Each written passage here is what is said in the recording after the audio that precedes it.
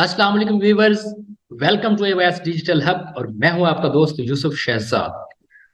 दोस्तों, आज हम करने जा रहे हैं शेप्स में हम फार्मूला कैसे यूज करेंगे और शेप्स को हमने कहाँ पे कैसे यूज करना है। तो ये मैंने कुछ डायग्राम बनाए हुए हैं। तो इस तरह से हम कैसे डायग्राम बनाएंगे या अपने वर्क में कैसे ये चीजें ऐड कर सकते हैं। तो शेप्स सरसरी से मैं आपको बताता जाऊं। आज थोड़ा सा लेक्चर लॉन्गर होने वाला है, वीडियो जरूर देखिएगा। वीडियो देखने के बाद इंशाल्लाह आप एक्सपर्ट हो जाएंगे शेप यूज करने के। शेप्स के अंदर क्या होता है, जैसे हम क्लिक करते हैं तो इसके अंदर फॉर्मेट का ऑप्शन आ जाता है। जैसे शेप्स हम कोई भी क्रिएट करें तो ये फॉर्मेट का ऑप्शन यहाँ पे ओपन हो जाता है। तो इसमें काफी सारे ये आ जाते हैं कि हमने इनका यूज कहाँ पे और कैसे करना है। तो आज हम वो देखेंगे। सबसे पहले तो ये मैंने शेप क्रिएट की है। यहाँ पे देखें, इंसर्ट शेप्स के अंदर यहाँ पे भी आपको ये टोटल शेप्स मिल जाती है रिसेंटली, जहाँ पे आप यहाँ से लेके इजिली यहाँ पे क्रिएट कर सकते हैं कुछ इस तरह से। उसके बाद यहाँ पे आते हैं तो चेंज शेप। इसी शेप को अब मैं चेंज करना चाहता हूँ किसी और शेप के अंदर। फॉर एग्जाम्पल मैं इसको हेक्सा के अंदर चेंज कर देता हूँ इस तरह से, तो ये उसमें कन्वर्ट हो जाता है। इसी तरह नेक्स्ट हमारे पास क्या है, एडिट पॉइंट्स। अब इस पे मैं कर देता हूँ एडिट पॉइंट्स। तो मैं आपको दिखाता हूँ कि किस तरह, ये देखिए ये डॉटेड शो हो गए हैं। अब मैं इसको इजीली पकड़ के इसके जो है डायरेक्शन सेट कर सकता हूँ, इसके पॉइंट्स सेट कर सकता हूँ जिस तरह आप इसको बनाना चाहें।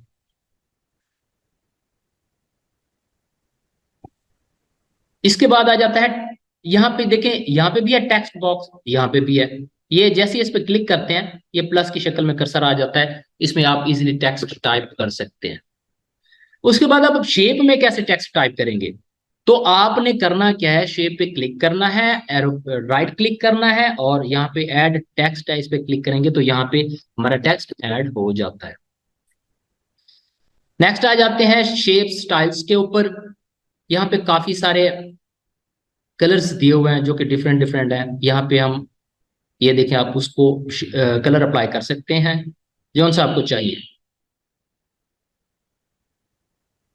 शेप फिल, इसमें क्या है कि आप अपनी मर्जी का कलर फिल कर सकते हैं शेप्स के अंदर कोई भी।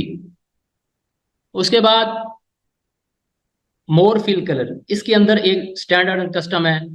मींस ये कि आप ग्रीन के अंदर हम थोड़ा सा ब्लैक या व्हाइट ऐड करना चाहते हैं तो कुछ इस तरह से हो जाता है। ये प्रीव्यू में आप नीचे देख सकते हैं। तो इसको थोड़ा सा हम इस तरह से कर देते हैं, ओके कर देते, तो ये देखिए अब कलर चेंज हो गया है, न्यू कलर बन जाता है। पिक्चर्स, अब शेप के अंदर आप पिक्चर भी ऐड कर सकते हैं। मैं आपको दिखाऊं शेप के अंदर पिक्चर कैसे ऐड करेंगे। शेप पे क्लिक करेंगे और जाएंगे पिक्चर के अंदर। तो मैं यहाँ पे पिक्चर्स पड़ी हुई हैं, कोई भी एक ऐड कर देता हूँ कुछ इस तरह से। उसके बाद ग्रेडियंट। अब इसमें भी आप ये देखें प्रीव्यू में बैक बैक पे आपको नजर आ रहा होगा, मोर ग्रेडियंट्स भी है इसके अंदर। यहाँ से भी आप इसको कलर दे सकते हैं, जौन सा इसको देना चाहें ये दे दिया। उसके बाद आप इसको रिडाइल कर सकते हैं, पाथ कर सकते हैं, लाइनर है। तो इसको आप देखें कि मैं इसकी थोड़ी सी स्टेप्स चेंज कर रहा हूँ, ये देखें इस तरह से। अब इसको मैं थोड़ा सा यूं कराता हूँ। तो जिस तरह आप इसकी सेटिंग करना चाहें यहाँ से इसको इजीली आप कर सकते हैं। कलर इसका आप ऐड कर देते हैं, हम डायरेक्शन इसकी चेंज कर सकते हैं। कलर हम इसमें अगर रेड ऐड कर दें तो कुछ इस तरह से आ जाएगा, ये देखिए। नेक्स्ट क्या है, टेक्सचर। अब टेक्सचर इसमें आप कोई भी अप्लाई करना चाहें तो कुछ इस तरह से आप कर सकते हैं। नेक्स्ट है हमारे पास शेप आउटलाइन। अगर मैं इसको ही ले लूं, शेप आउटलाइन। अब इसको हमने, ये देखें जैसे ही मैं कर्सर बाहर क्लिक करता हूं तो वो फॉर्मेट का जो ऑप्शन है वो हाइड हो जाता है, गायब हो जाता है। जैसे ही मैं शेप पे क्लिक करता हूं तो फिर से वो आ जाता है। अब शेप आउटलाइन हमने देनी है तो आउटलाइन में भी काफी चीजें आ जाती हैं। अब ये देखें कि हमने लाइन का जो साइज है क्या रखना है, ये दे दिया। अब इसका मैं कलर थोड़ा सा चेंज कर देता हूँ, रेड दे देते हैं, ये देखें आप। कोई भी आप यहां से कलर अप्लाई कर सकते हैं जो सा आपको चाहिए। उसके बाद आ जाते हैं जी डैशेस में। आउटलाइन इसके आप डैशेस में भी दे सकते हैं, मोर लाइंस के अंदर भी जाके वहां पे भी काफी सारी हैं, उसमें आप जो भी चेंजिंग करना चाहें कर सकते हैं। एंड में आ जाते हैं एरोस, जो कि ये हाइड हुए हुए हैं। अब मैं यहाँ पे आपको कुछ शेप्स में जाके हम करते हैं कोई एक लाइन। अगर आप शिफ्ट के साथ करते हैं ना, शिफ्ट प्रेस करके, तो ये बिल्कुल सीधी आएगी। विदाउट शिफ्ट फिर ये अप डाउन हो जाती है। ये देखिए, अब शिफ्ट के साथ करते हो ये बिल्कुल सीधी है। तो अब हमने इसको करना है एरो के अंदर कन्वर्ट। कैसे, ये देखें। अब लेफ्ट आपको राइट चाहिए, जो सी डायरेक्शंस चाहिए, लेफ्ट राइट दोनों हो, तो यहां से ये देख रहे हैं प्रीव्यू के अंदर ये आ सकती है। तो ये आप एरो भी इसके अंदर अप्लाई कर सकते हैं, इसको कन्वर्ट कर सकते हैं। शेप्स इफेक्ट, यहां से हम कोई शेप ले लेते हैं। अब इसको मैंने प्रीसेट में चेंज करना है। अब प्रीव्यू आप यहां पे देखिएगा, प्रीसेट में कुछ इस तरह से ये देखें, जिसमें आप इसको चेंज करना चाहें कर सकते हैं। अगर आप नहीं अप्लाई करना चाहते, इसको अप्लाई कर दिया, फॉर एग्जांपल रिमूव करना चाहते हैं, तो फिर शेप में जाके या प्रीसेट में ऊपर नो प्रीसेट है इस पे क्लिक कर दें तो वो नॉर्मली हो जाएगी। शैडो, ये देखें, यहां से जोन सा आपको चाहिए ये प्रीव्यू में आप देख सकते हैं, ये भी अप्लाई कर सकते हैं। इसी तरह ये काफी सारे हैं। तो मैं कोशिश करता हूँ कि आपको शॉर्ट वीडियो दूं, तो इस वजह से यहाँ से कोई भी आप अप्लाई कर सकते हो। और रिमूव करना हो तो ये देखें, सब के टॉप पे ही यहाँ पे लिखा हुआ है नो रोटेशंस। इसी तरह नो रिफ्लेक्शन, तो यहां से आप उसको रिमूव कर सकते हैं। अब आ जाते हैं इस शेप के अंदर राइट क्लिक करके जो हम टेक्स्ट टाइप करते हैं, उस टेक्स्ट को हमने कैसे सेट करना है, उसको स्टाइल्स कैसे देने हैं।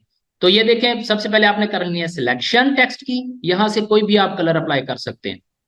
अगर मैं इसका फॉन्ट साइज थोड़ा सा बड़ा कर दूं तो आपको इजीली नजर आ जाएगा इस तरह से। तो अब इसको हम देते हैं कोई भी इफेक्ट, ये देखें। तो यहां से आप टेक्स्ट को भी जो भी उसको आप कलर देना चाहें, स्टाइल्स देना चाहें, दे सकते हैं। उसके बाद यहाँ पे आते हैं तो यहाँ भी कुछ इस तरह से है। आप अपनी मर्जी से यहाँ पे नॉर्मली कलर्स हैं वो भी आप दे सकते हैं। उसके बाद नो फिल, अगर आप ये रिमूव करना चाहते हैं तो हम नो फिल पे क्लिक कर देंगे तो ये रिमूव हो जाएगा कलर जो भी है। मोर फिल के अंदर यहाँ पे भी काफी सारे हैं। फिर ग्रेडियंट्स के अंदर ये देखें, यहाँ इस तरह से भी कुछ आप टेक्स्ट को इफेक्ट दे सकते हैं। नेक्स्ट आ जाते हैं जी टेक्स्ट की आउटलाइन। तो सेम वही कंडीशन है, इसमें भी आप उसको आप टेक्स्ट की आउटलाइन आप दे सकते हैं। इसी तरह फिर इसमें भी टेक्स्ट में भी शेडो है, रिफ्लेक्शन है, सारी चीजें जो कि हमने शेप्स के अंदर पढ़ी थी वो टेक्स्ट में भी है। आप यहां से भी जो भी अप्लाई करना चाहें कुछ इस तरह से अप्लाई कर सकते हैं। नेक्स्ट आ जाते हैं जी, यहाँ पे मैं चलें अपना लिख देता हूं चैनल का नेम डिजिटल हब। तो ये शेप का जो साइज है हम थोड़ा इसका यूं कर देते हैं। ये देखिए अब ये किस स्टाइल में आ गई है।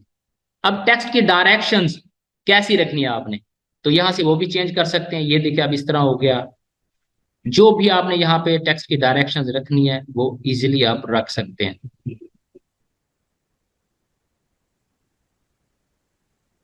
उसके बाद अलाइनमेंट टेक्स्ट, तो ये आप कहाँ रखना चाहते हैं। मैं आपको अगर दिखाऊं कि जी मिडिल में, क्योंकि ये जो है शेप आई थिंक छोटी है और इसको हम जो है ना कोई इफेक्ट नहीं देते, हम इसको कर देते हैं जी नॉर्मल। शेडो में जाके हम इसको नो शेडो कर देते हैं। इसी तरह हमने और भी दिए हुए थे तो हम वो भी जो है ना जाके इसको रिमूव कर देते हैं।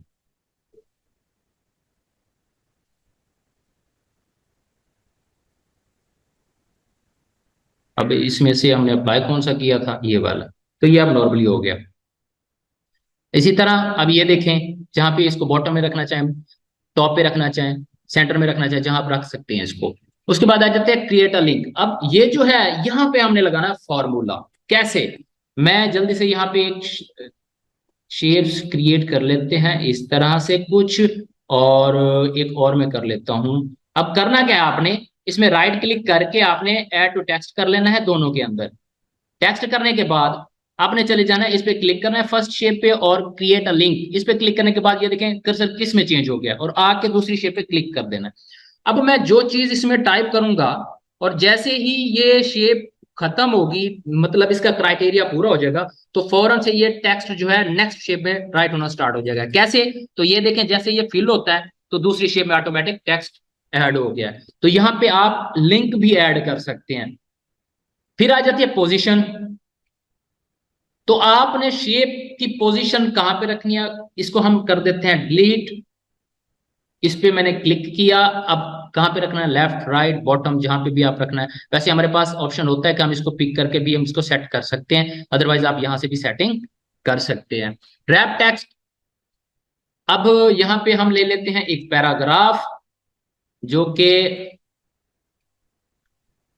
मैं करता हूं पेज ब्रेक। तो यहां हम आ गए, आई थिंक दूसरी शेप इधर आ गई, तो इसको मैं कट कर देता हूं। अब यहां पे कुछ पैराग्राफ ले लेते हैं। अब मैंने एक शेप क्रिएट की कुछ इस तरह से। अब वो कह रहा है कि अगर तो मैं करता हूं इसको लाइन विद टेक्स्ट, ये देखें ये टॉप पे चला गया। उसके बाद स्क्वायर, ये बिल्कुल लेफ्ट साइड पे आ जाता है।